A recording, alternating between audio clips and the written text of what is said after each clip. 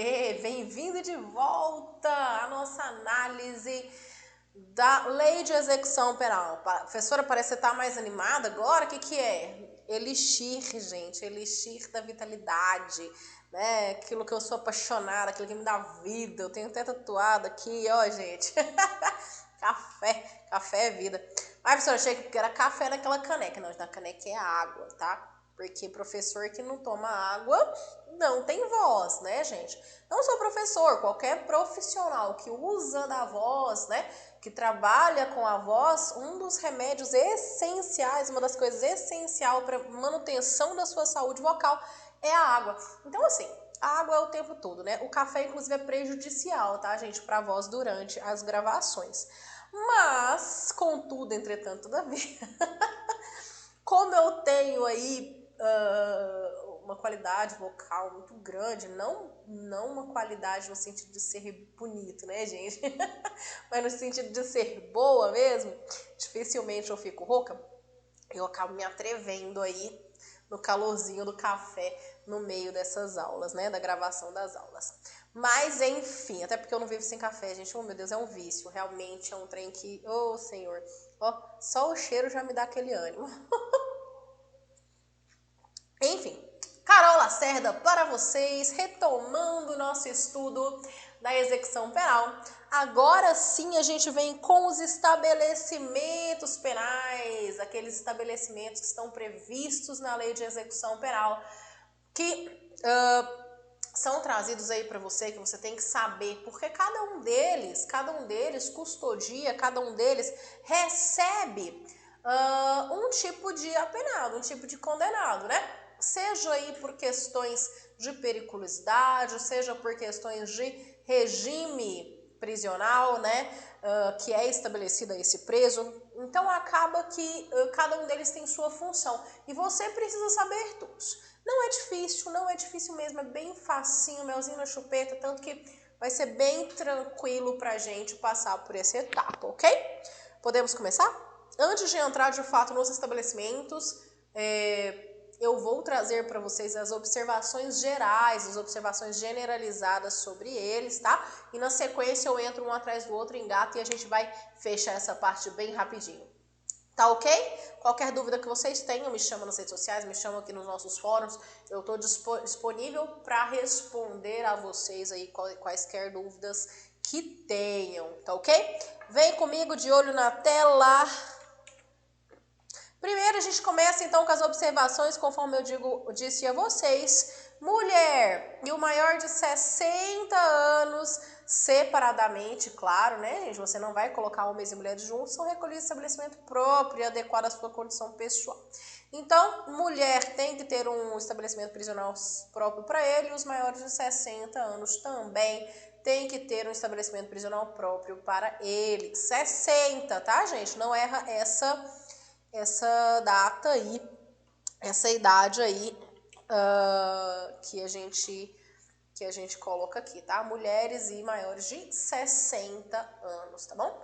Próxima observação, eu já havia falado para vocês, um mesmo conjunto arquitetônico, uma mesma edificação pode sim receber presos condenados e provisórios, porém tem que estar divididos aí, né? Fisicamente divididos, alas diferentes ou blocos diferentes, mas um mesmo conjunto arquitetônico pode sim receber presos provisórios e presos condenados, tranquilo? Todo estabelecimento prisional tem que conter nas suas dependências serviços destinados à assistência, educação, trabalho, recreação, prática esportiva, né? Então, as dependências dessas unidades prisionais têm que ter aí essas áreas destinadas a fornecer esses serviços. Sempre tem que ter uma instalação destinada aos estudantes universitários que vão prestar ali os seus serviços enquanto estagiários, beleza? Estabelecimentos destinados a mulheres têm que ter o quê? Berçário, onde elas possam cuidar dos seus filhos e inclusive amamentá-los por no mínimo até os 6 meses. Ainda deverão possuir exclusivamente os agentes de sexo feminino na segurança, para a segurança aí das suas dependências internas, né, gente? Aquilo que eu já havia dito a vocês, sempre que se tratar de presídio feminino, né, de penitenciária feminino, ou de blocos, né, de penitenciárias, de casos de prisão provisória, alguma coisa nesse sentido, que seja destinada a mulheres, as servidoras deverão também ser mulheres, para garantir aí aquilo que a lei de execução penal estabelece, ok? Tranquilo? Podemos continuar com as nossas observações. Poderão ser objeto da execução indireta as atividades materiais acessórias, instrumentais, complementares envolventes dos estabelecimentos penais, notadamente serviços de conservação, limpeza informática, cooperagem, portaria, recepção, reprografia, telecomunicações, lavanderia, manutenção de prédios, instalações, equipamentos internos e externos. Então, assim, execução indireta e atividade material acessória, tá? Complementando aí as atividades desenvolvidas nos estabelecimentos prisionais. Serviços relacionados à execução do trabalho do preso. Essa execução indireta vai ser sempre realizada sob supervisão e fiscalização do poder público. E os serviços relacionados nesse artigo podem compreender fornecimentos de materiais, equipamento e maquinários e profissionais. São indelegáveis, não podem ser delegadas as funções de direção, chefia e coordenação no sistema penal, bem como as atividades que exijam o exercício do poder de polícia. E ainda, classificação dos condenados, aplicação de sanções disciplinares, controle de rebeliões, transporte de presos para órgãos do Poder Judiciário, hospitais e outros locais externos aos estabelecimentos penais. Aqui, gente, é muito engraçado, porque eu já tive algumas discussões saudáveis, né, com outros professores ou colegas mesmo do ramo do direito, que questionavam aí a possibilidade, antes, né, da alteração constitucional, que traz agora o agente prisional como policial penal, como integrante do artigo 144, né, do rol do artigo 144 da Constituição Federal. Antes disso, eu tive algumas discussões saudáveis com alguns colegas que diziam que os agentes prisionais não detinham poder de polícia. E isso sempre me deixou muito incrédula, né? Porque como assim o agente prisional não tem poder de polícia, não exerce poder de polícia, né? O poder de polícia ele é inerente aí a todos da administração pública, né? Todos os órgãos da administração pública detêm aí o poder de polícia na medida que vai regulamentar ou restringir direitos, né? Restringir direitos pessoais, regulamentar direitos, estabelecer normas, regras para a população em geral. Então, claro, óbvio que o agente prisional até então e hoje o policial penal detém o poder de polícia. E aí eu me vejo aqui, né, lendo na lei de execução penal justamente a indelegabilidade de todos os atos que comportam poder de polícia desses servidores, né? Então, muito bacana, muito bacana. A gente continua, então, com as nossas observações. O estabelecimento penal deverá ter lotação compatível com a estrutura e finalidade. Na verdade, essa lotação ela é estabelecida pelo judiciário, né? O CNPCP, ele determina o limite máximo de capacidade do estabelecimento. Então, o CNPCP, dentro aí das suas necessidades, das suas diretrizes impostas, uma das coisas é justamente determinar o limite máximo de capacidade aí do estabelecimento. As penas privativas de liberdade aplicadas pela Justiça de uma unidade federativa podem ser executadas em outra unidade, em estabelecimento local ou da União. Isso para garantia, né, gente, da segurança do preso, segurança da sociedade.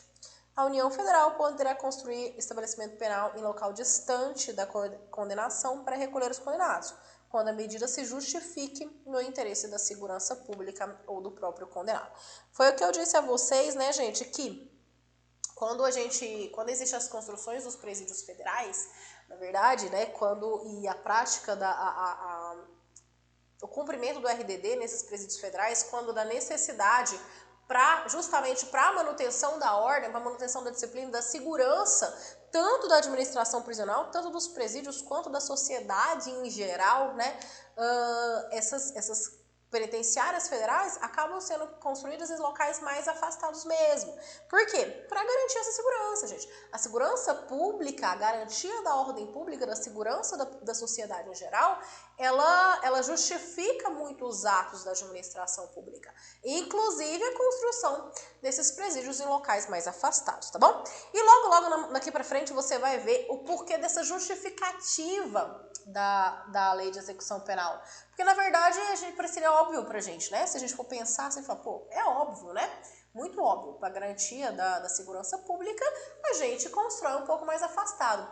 Só que, quando ele trata de outros estabelecimentos, ele fala, pode ser distante? Pode, mas não pode ser distante o suficiente que vai atrapalhar o quê? A visita, a visitação. Então, tudo é muito pensado e por isso mesmo a Alep sente a necessidade preeminente aí de justificar o porquê de as unidades federais serem construídas tão distantes, ok? E sempre na justificativa aí de garantir a segurança pública.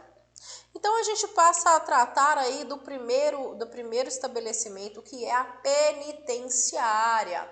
A penitenciária, ela destina-se aí ao condenado de pena reclusão em regime fechado. A União, os Estados, Distrito Federal e Território poderão construir penitenciárias destinadas exclusivamente aos presos provisórios e condenados que estejam em regime fechado, sujeito ao RDD. E aí, gente, quando a Alep dá essa liberdade para que os entes, né, federativos construam penitenciárias exclusivas para cumprimento de RDD, ela fala assim, olha, pode ser que você tenha necessidade de construir uma penitenciária de segurança máxima para cumprimento de RDD, para colocar um preso de maior periculosidade, eu estou autorizando que você faça isso, tá bom? Aqui no estado de Goiás, nós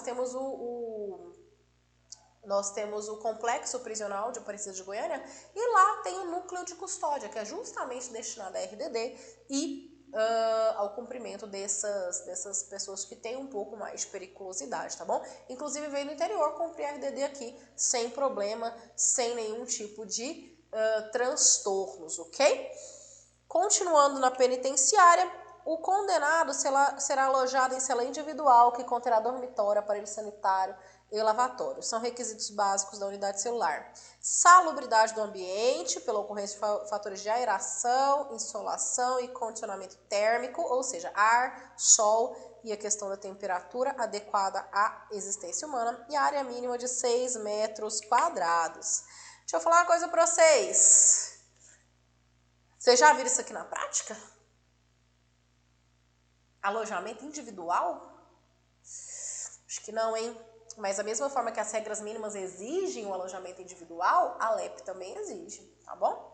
Você precisa saber a prática ou a teoria? Por que eu sempre te chamo a atenção para a prática? Porque se você for lembrar dos filmes e até da realidade, você vai errar na sua prova, tá bom? Então, lembre-se sempre, a Alep e as regras mínimas de tratamento de preso exigem aí, de fato, esse alojamento individual, ok? Continuando, a penitenciária de mulheres será dotada de seção para gestantes e parturientes e de creches para abrigar crianças maiores de 6 meses e menor de 7 anos, com a finalidade de assistir a criança desamparada cuja responsável estiver presa.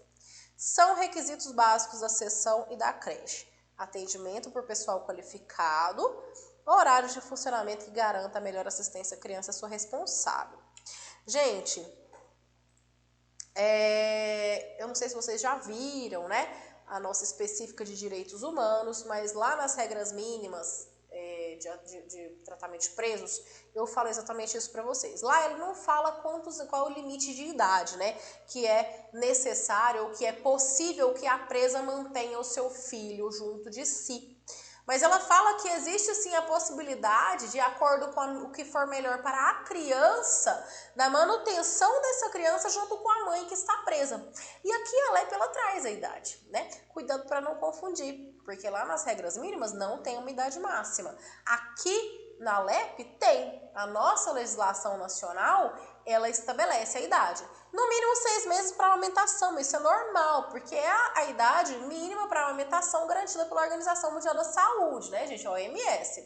Agora, até os 7 anos, caso seja o melhor estabelecido, o melhor verificado para a criança, a mãe pode permanecer com essa criança dentro da unidade prisional. E por isso existe uma necessidade de uma ala específica para essa mãe, para essa parturiente e para essa pessoa que tem uma criança, né? E ainda a creche, que tem que ser no interior da unidade ou nas redondezas, para que essa mãe possa trabalhar, ela possa frequentar uma escola, né? Dentro da unidade prisional, claro, enquanto a criança está devidamente assistida pelo Estado, ok? Tranquilo? A gente sempre vai fazendo esse gancho, gente, com os direitos humanos, porque para quê? Para quando chegar a sua prova, você ter certeza do que você está falando. A penitenciária de homens será construída em local afastado do centro urbano, a uma distância que não restrinja a visitação. Justamente aquilo que eu falei para vocês agora há pouco, né? Bom, o que havia de ser dito sobre a penitenciária, para o cumprimento do regime fechado, né? A gente falou, certo? E aí, então, sempre que for aí, regime fechado, reclusão, início em regime fechado, a pena de reclusão vai ser, então, cumprida, de fato, na penitenciária, ok? A penitenciária, ela tem que ter aí uma segurança adequada para a manutenção desses presos em primeiro momento, né? Aquele preso, porque a gente costuma dizer que a pena progressiva, que é a pena aplicada no nosso ordenamento jurídico, essa progressão, ela depende de um aumento da confiança do Estado no preso, uma confiança mútua, né? Então, assim, a penitenciária, ela tem que ter uma estrutura de segurança muito grande, porque o cara acabou de ser preso e o Estado ainda não tem confiança nele, né? Então, ele tem que ter um local, uma estrutura, uma estruturação que evite de forma mais firme a fuga, ok? Agora a gente fala aí justamente sobre a colônia agrícola. A colônia agrícola industrial ou similar, gente, ela destina-se ao cumprimento da pena de regime semiaberto. Por que tem que ser uma colônia agrícola industrial? Porque o preso, ele tem que ter a possibilidade de trabalhar. Se ele não consegue uma carta de emprego, se ele não consegue trabalhar fora, ele tem que trabalhar no interior da colônia agrícola, tá? E por isso mesmo essa necessidade do semiaberto. Porque o semiaberto é o primeiro passo ali da progressão de regime, né, gente? Ele sai do fechado e vai para o semiaberto. Então, a colônia agrícola seria o local ideal, porque ele começa a ganhar ali essa segurança do Estado, né, a confiança, entre aspas, claro, sempre, do Estado, para trabalhar na própria unidade prisional ou até mesmo para conseguir trabalhar fora, né? Então, é o primeiro passo de confiança para o retorno à vida em sociedade, ok? E aí a gente vem falar da colônia agrícola, ele pode, nesse caso, ser alojado em compartimento coletivo, desde que sigam as normas trazidas pelo CNPCP, e requisitos básicos aí dessas dependências coletivas é a seleção adequada de presos, ou seja, né, gente, aquela classificação feita pela comissão técnica para que coloque os presos ali, mais ou menos, dentro de um ideal ali do que eles fizeram, né, do que eles praticaram, para que um não ensine o outro, vamos dizer assim. O limite da capacidade máxima que atende os objetivos da individualização da pena. Mais uma vez, quem vai falar da capacidade máxima vai ser o CNPCP, que é aí, né, gente, o órgão responsável pelas diretrizes, o conselho responsável, de fato, pelas diretrizes da execução penal, ok? Sem mais delongas, passemos à casa do albergado, que vai ser destinada à pena privativa ao cumprimento de pena privativa de liberdade em regime aberto e ainda da limitação de final de semana. A limitação de final de semana, gente, é uma pena restritiva de direitos, onde o juiz ele determina que o apenado ele vá cumprir ali uma restrição de final de semana, passe o final de semana internado ali na casa do albergado, ou então frequente a casa do albergado aos finais de semana para cursos, palestras, qualificações que digam respeito àquele crime que ele cumpriu, tá bom? Então, a casa do albergado, ela vai ser justamente para o cumprimento de pena privativa de liberdade em regime aberto ou ainda para limitação de final de semana, tá bom? Ele deve aí situar-se em centro urbano. Por quê, gente? Por quê? Porque quando o preso está no regime aberto, ele progrediu do regime semiaberto para o regime aberto, ele adquiriu mais um grau, mais um degrau de confiança do Estado. E esse preso, ele vai passar o dia trabalhando, o dia na rua e vai dormir na casa do albergado.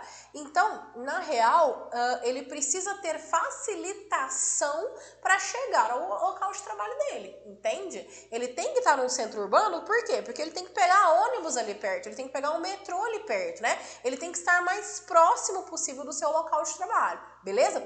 E dentro da casa do albergado, ali, ele não pode ter obstáculos para fuga. O preso, se ele quiser sair, ele tem que poder sair, ok? Mas se por acaso ele não voltar para dormir, se ele não voltar para cumprir as limitações impostas, ele pode ter a regressão de regime, tá bom? Então, ausência de obstáculos físicos contra a fuga. Em cada região haverá pelo menos uma casa do albergado que tem que conter, além de aposentos para acomodar o preso, local adequados para cursos e palestras, justamente por conta daquela história que eu falei para vocês da limitação de final de semana, beleza? Tem instalações para o serviço de fiscalização e orientação aos condenados. O centro de observação, gente, é o local onde vai se realizar exames gerais e os exames criminológicos. Os resultados desses exames todos são encaminhados à Comissão Técnica de Classificação e podem ser feitas as pesquisas criminológicas, aquelas pesquisas que o CNPCP ele incentiva que sejam feitas para melhoria do sistema prisional como um todo. Então, esses centros de observações são utilizados justamente para essas pesquisas criminológicas, beleza? Ele vai ser instalado em uma unidade autônoma ou em anexo a algum estabelecimento penal, e os exames poderão ser realizados diretamente pela Comissão Técnica de Classificação na falta de um centro de observação. Porque, na real, não tem muito centro de observação instalado não, tá bom, gente? Hospital de custódia, eu falei para vocês, né, justamente das medidas de segurança, né, que um inimputável, semi-inimputável, quando for determinada a impossibilidade dele responder por si, dele cumprir ali as sanções impostas, eles não vão cumprir pena, eles vão cumprir o quê? Medida de segurança. A cada 6 meses, esse preso, esse custodiado, ele vai ser avaliado por um psiquiatra, né? Vai ter ali um exame realizado para saber se existe a possibilidade dele retornar ao convívio social ou não. Então, quando se trata de uma medida de segurança, não tem um prazo máximo. Pode ser 6 meses, como pode ser 50 anos, 60 anos. A pessoa pode passar o resto da vida num hospital de custódia, tá bom? E o local para cumprimento de medida de segurança é justamente o hospital de custódia que a gente fala agora, tá bom? Destino, então, aos inimputáveis e semi-inimputáveis. O exame psiquiátrico mais exame necessário de tratamento são obrigatórios a todos os internados. Sempre, gente, a cada 6 meses. A cada 6 meses são feitos esses exames, tá? Para reavaliação dos casos, reavaliação de como está ali aquele internado. O tratamento ambulatorial previsto no artigo 97, segunda parte do Código Penal, vai ser realizado no hospital de custódia ou em outro local com dependência médica adequada. Professora, não lembro o que o artigo 97 fala. Ele fala justamente sobre os inimputáveis, tá? Aqueles que a gente não pode imputar uma pena, mas tão somente uma medida de segurança, ok? E é isso mesmo que ele está falando, está trazendo justamente sobre o hospital de custódia. Para finalizar aqui, né, esse nosso momento juntos, os estabelecimentos penais, a gente fala, por último, da cadeia pública. A cadeia pública que ela vai se destinar aí ao recolhimento de presos provisórios. Claro que existem, né, centros aí maiores do que cadeias públicas, né, para recolhimento de centro de presos provisórios. Mas a cada comarca terá aí pelo menos uma cadeia pública, a fim de resguardar o interesse da administração e da justiça criminal, e para que mantenha esse preso, para que permaneça com esse preso em local próximo ao seu meio social e sua família. Afinal de contas, gente, o preso provisório não foi condenado. Quem não foi condenado ainda pela prática de um delito, pela prática de um crime, ele pode ser considerado culpado? Não, ele não pode ser considerado culpado. Então, você não pode tirar de forma abrupta, ai meu Deus do céu, de forma muito severa, né? Vamos mudar a palavra. De forma muito severa esse preso do seu convívio familiar, do centro social em que ele vivia, tá? Isso tudo por conta da dignidade da pessoa humana, beleza? E por isso as cadeias públicas, elas são construídas aí nos centros sociais. Na maior parte dos casos que a gente vê no Brasil, as cadeias públicas são resquícios de antigas delegacias ou algum prédio público que deixou de ser utilizado e foi transformado em cadeia pública, né? Então estão realmente bem nos centros sociais, ok? Para finalizar, que a cadeia pública ela vai ser instalada aí próximo de centro urbano sempre, ok? E com isso, gente, você está apto a gabaritar a sua prova no que concerne aí aos estabelecimentos prisionais, beleza? Eu espero que tenha ficado claro a vocês tudo que a gente precisou passar aqui, mas qualquer dúvida eu estou à disposição. E eu volto daqui a pouquinho para continuar as nossas tratativas acerca da lei de execução penal. Beijo!